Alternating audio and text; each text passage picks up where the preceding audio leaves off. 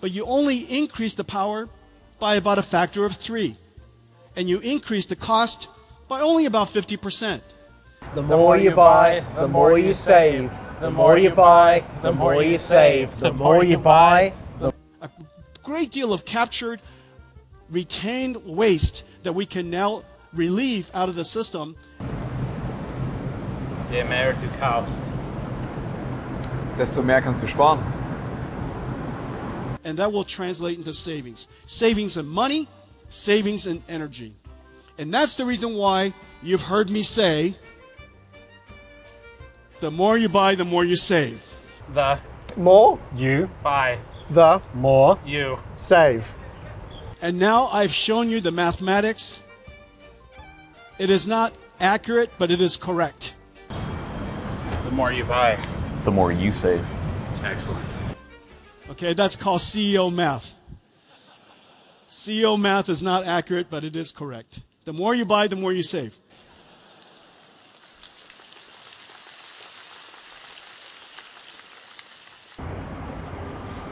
The more you buy, the more you save. Live long and buy more. Shako when the walls fell.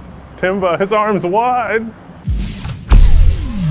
Well, that was a long keynote. We have some actual news. NVIDIA didn't announce anything somehow. In 2 hours of presentation, there was absolutely nothing worth listening to.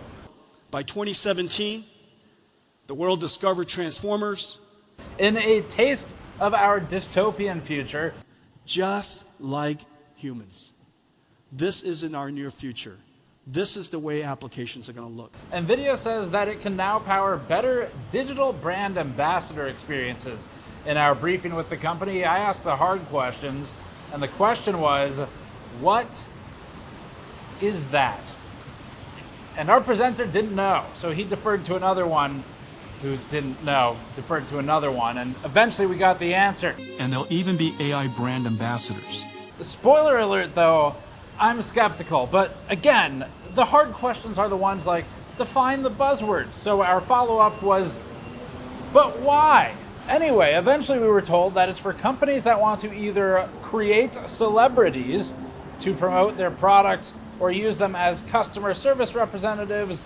Nurses are customer service agents. And in other words, if you can imagine those phone support calls where you call in, you get to a phone robot system and it tells you to push numbers to try and navigate eventually to a human, imagine that, except instead of competing against a phone robot where you just have to guess digits between 1 through 0, now you get to compete against trained AI that is purpose-built to waste as much of your time as possible, so as a customer you just give up and hang up the phone.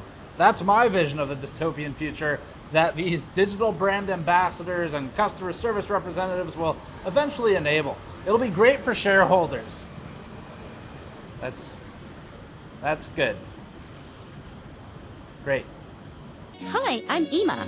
Just imagine our Asus support problem, except if instead of there were humans who have the chance of being empathetic and maybe helping you, there's not, and they're programmed to just fuck you over. Before that, this video is brought to you by the Fractal Torrent High Airflow Case. The Fractal Torrent is one of the best air cooling performers we've tested, largely thanks to its included 180 by 38mm fans. The Torrent is spacious and easy to work in, with what Fractal emphasizes is a heavy focus on function. The case uses a unique front panel to add some flair without a major impact to performance. You can learn more at the link in the description below. Anyway, if we take the most charitable possible interpretation of digital brand ambassadors and customer service with these solutions, it'd be that they can theoretically be more helpful.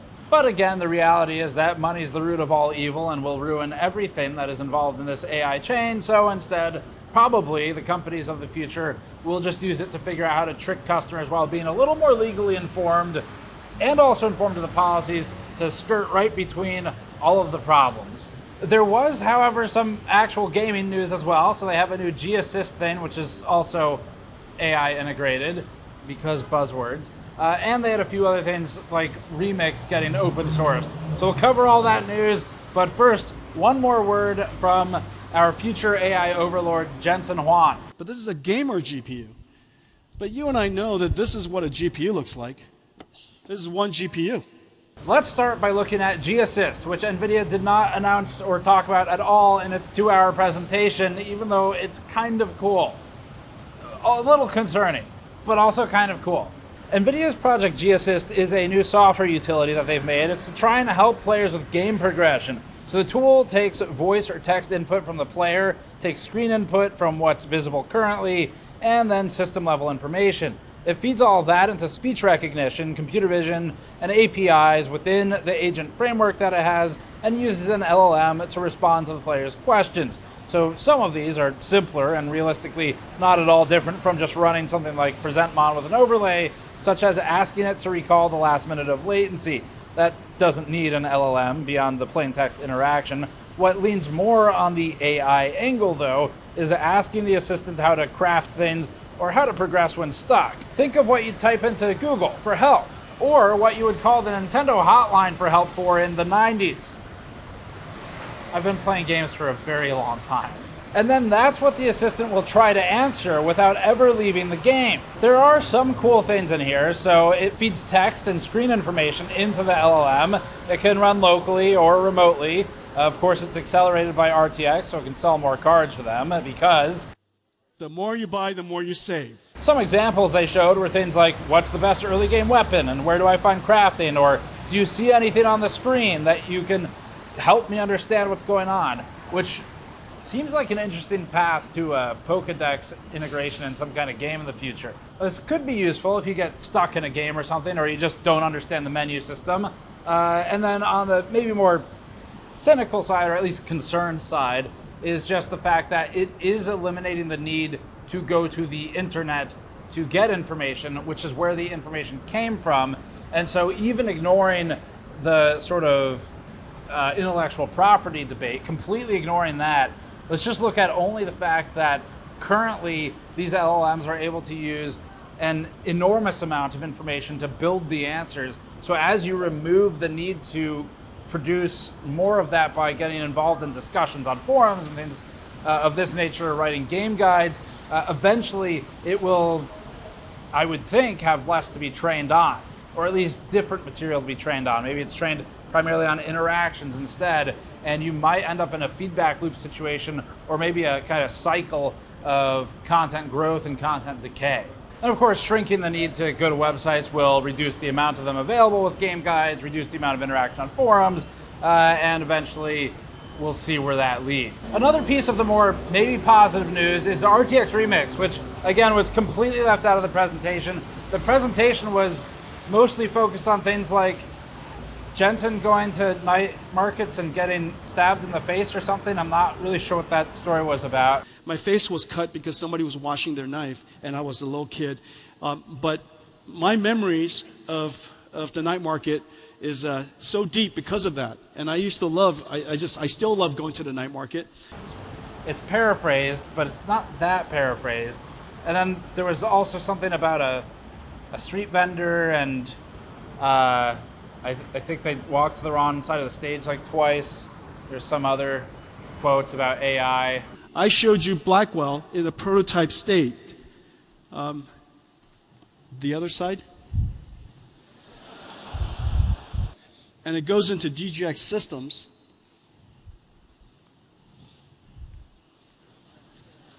She's the fruit lady, and it's in the middle of the middle between the two. But Remix has the good news of going open source, so that's actually awesome. We've liked RTX Remix. The toolkit is intended to enable game modders to revitalize games, especially older ones. I actually got my start on game modding, map editing, and even used to host some modders on our old forums. So modding to me is a very important part of gaming because it just keeps stuff alive, keeps older games alive. But Remix can replace the renderer with modern solutions, so modders don't get stuck with archaic limitations like maximum VRAM limits of, say, 2 gigabytes, or various other renderer challenges. The new information is that NVIDIA is open sourcing it this month. They're also launching the Remix Runtime SDK, which will allow the Remix runtime to integrate with games outside of DX8 and DX9. NVIDIA is also introducing its favorite buzzword here, but in a maybe more traditional way. AI upscaling will be available for textures in addition to prompts now for restyling materials in the game. NVIDIA's example showed a metal panel and portal getting restyled with moss and stone. NVIDIA also brought back its RTX video solution announcement, which locally upscales or improves video playback quality. We've always been interested in this one because by locally synthesizing pixels and data for video, you could theoretically run video at a lower source from YouTube and then improve it for local delivery. RTX video has been out for a while in some forms, but it now works in VLC and DaVinci Resolve. Finally, on the AI side, NVIDIA also announced RTX acceleration for 2 stable diffusion applications. The company showed a benchmark chart claiming a 5-second image generation time with a 4090 versus 17 seconds on the 7900 XTX. We aren't sure exactly how they tested that or how comparable these are, but those were at least the numbers they provided for now.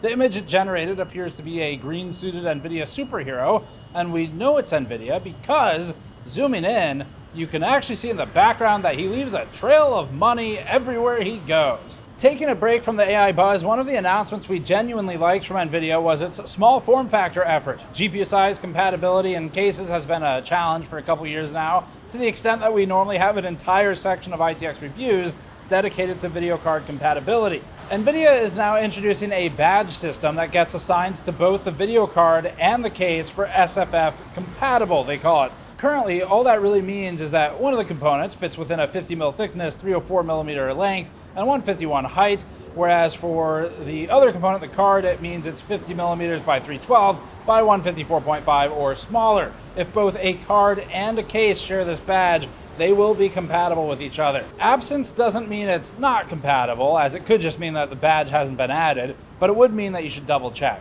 Now, NVIDIA informed us that there's no licensing or cost associated with this. The effort was to create a simpler standard for ITX case makers to make clear for customers what'll fit. And the company provided a list of cases and cards that already received the badge. We'll flash through those on the screen and you can pause for more detail. Finally, on the consumer side, NVIDIA also reminded us of the NVAPP that we already previously covered. You can watch our news video for that. But the update here is that they've merged more of the NVIDIA control panel functions into NVAPP. NVIDIA isn't ready to discontinue control panel yet, but it's slowly moving functionality over to NVAPP. So that's kind of the actual interesting news. There was some discussion of more enterprise data center type AI stuff, but even for those of you who might be more of a retail investor, someone who doesn't really watch us, except for a quick recap, there wasn't really much new. It was a lot of showing the same stuff they showed a few months ago, and in fact, the whole thing felt like it was just rushed together, where AMD and Intel were both known to have keynotes officially at Computex. NVIDIA kind of surprise announced one, hosted it a day before, I think it's AMD's, and it really feels like they just tossed something together as fast as they could to take the stage for some kind of discussion. And we're just not sure what the discussion was, because once again, it was 2 hours of meandering nonsense that at times was completely incoherent. If you don't create the install base, how could the application come? And so if you build it, they might not come. But if you build it, if you don't build it, they cannot come. If there are no developers that use your platform, then of course there will be no users. But if there are no users, there are no install base. If there are no install base, developers aren't interested in it.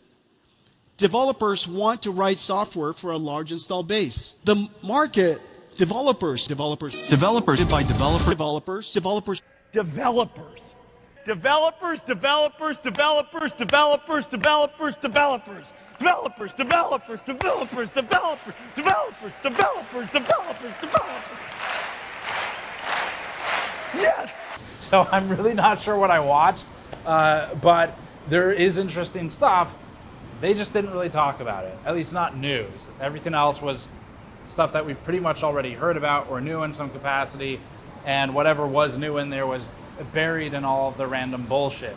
So, huge waste of time watching it. We've saved you the 2 hours if you wanted to catch up on it, and now you also know stuff that's not even in that keynote. And that's going to be it for this one. So, thanks for watching. Check out our coverage of the AMD Intel keynotes and of all the different case and cooler companies that we've been to already. You can find it on the channel. Check back regularly because we're posting multiple times per day all this week, and you might not get all the videos served directly to you from YouTube because of that. Thanks for watching. Subscribe for more, and we'll see you all next time. More you. Bye. I knew you were gonna look it up. I didn't know where to look. Live long and buy more. I didn't.